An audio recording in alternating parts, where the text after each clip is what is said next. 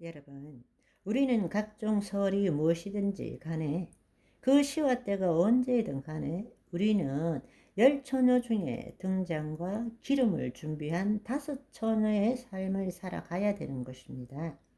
우리가 하나님의 자녀로 온전한 삶을 산다면 예수님의 재림과 심판은 소망이고 기쁨이고 축복 아니겠습니까?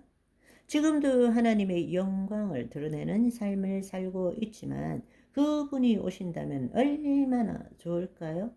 지금도 그리스도 안에서 주님과 하나가 되어 주님의 생명, 주님의 사랑을 누리고 내 삶이 힘들고 어렵고 고통스럽지만 주님을 나타내는 특권을 누리고 있는데 주님이 오신다면 얼마나 더 좋겠어요? 아멘. 우리가 이 땅의 관점에서 인간의 관점에서 하나님 나라를 보는 것이 아니라 하나님의 관점에서 복음을 볼 줄 알아야 합니다. 거짓자로서 이 땅에서 당하는 일에 초점을 두는 삶이 아니라 하나님의 자녀로서 마지막 때까지 주의 영광을 누리는 삶에 초점을 둘 줄 알아야 한다는 것입니다. 모든 그리스도인의 희망은 죽어서 천당 가는 것이 아니라 몸의 부활을 통해서 예수 그리스도 같이 영광스러운 모습으로 변화되어 주의 영광 가운데 주님을 나타내는 삶을 사는 것 아니겠습니까? 우리가 정말 깨달아야 될 사실은 예수님의 재림과 심판은 두려운 것이 아니라 축제입니다. 기쁨입니다. 대환란 주님의 재림이 언제 와도 두렵지 않습니다. 종말에 대한 서로 다른 견해를 갖고 있다고 해서 서로 이단시할 필요가 없습니다. 정말 중요한 것은 이단들이 전하는 다른 복음에 속지 말아야 한다는 것입니다. 데살로니가 전서 4장 16절에서 18절을 보시면 주께서 호령과 천사장의 소리와 하나님의 나팔 소리로 친히 하늘로부터 강림하시리니 그리스도 안에서 죽은 자들이 먼저 일어나고 그 후에 우리 살아남은 자들도 그들과 함께 구름 속으로 끌려 올려 공중에서 주를 영접하게 하시리니 그리하여 우리가 항상 주와 함께 있으리라. 그러므로 이런 말로 서로 위로하라. 부활 신앙을 가져야 한다는 것입니다. 우리가 서로 이런 말로 위로하고 격려할 줄 알아야 한다는 것입니다. 지금의 삶이 끝이 아니라 더 놀랍고 더 아름다운 영원한 삶이 있다라는 것을 우리가 서로 격려할 줄 알아야 한다는 것입니다. 아무리 힘들고 괴롭고 고통스럽지만 내가 죽고 나면 그것은 아무것도 아니에요. 그 자체로 온전한 거예요. 내가 살아있으니까 모든 것이 문제가 되는 것입니다. 내가 죽으면 몸이 죽기 전에 미리 죽음을 경험하면 고통도 슬픔도 괴로움도 아무런 문제가 되지 않는 것입니다. 그때부터 하나님의 영광이 나타나기 시작하는 것입니다. 우리가 예수님께서 재림하시고 우리가 몸의 부활을 입고 그분과 함께하면 어떤 일이 일어날까 궁금하지 않으세요? 그분이 재림하시고 우리가 몸의 부활을 입는다면 그때 어떤 일이 일어날까? 성경에는 이미 말씀하고 계세요. 우리가 예수님과 같은 부활의 몸을 입는 것이죠.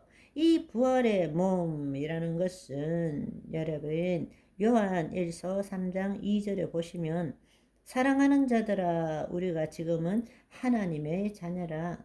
이미 하나님의 자녀가 되었지만 장래에 어떻게 될지 아직 나타나지 아니하였으나 그가 나타나시면 우리가 그와 같을 줄을 아는 것은 그의 참모습 그대로 볼 것이기 때문이니라.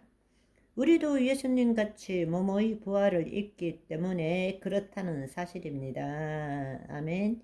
지금 하나님의 자녀예요.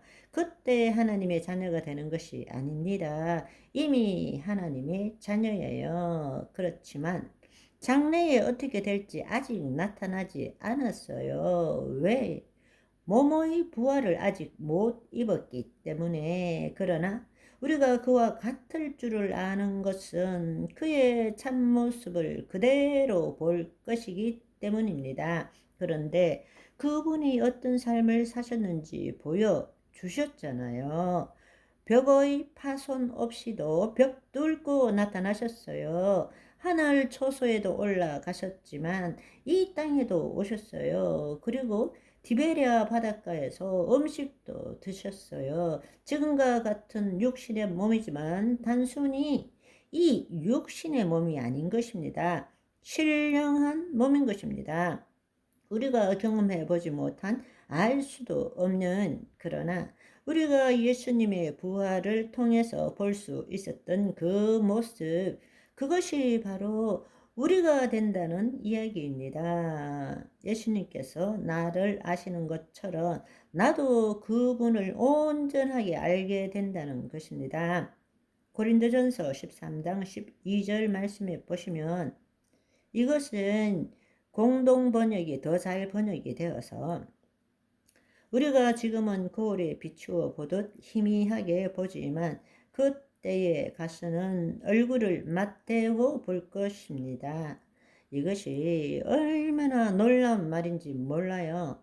사실은 그대로 보는 것이 아니라 그 사람을 거울에 비친 그 사람을 보니까 한 단계 거쳐서 본다는 것입니다. 그게 뭘 뜻하는가 하면 우리가 이 땅에 살아가는 동안에 우리의 혼이 하나님의 영 안에 있음으로 인해서 모든 것을 지금 이 순간 여기에 있는 그대로 보는 것이 아니라 모든 것들을 거기에 대한 내 생각, 내 상상, 내 판단, 내 해석으로 보고 산다는 이야기입니다. 그렇기 때문에 모든 것을 있는 그대로 못 보는 거예요.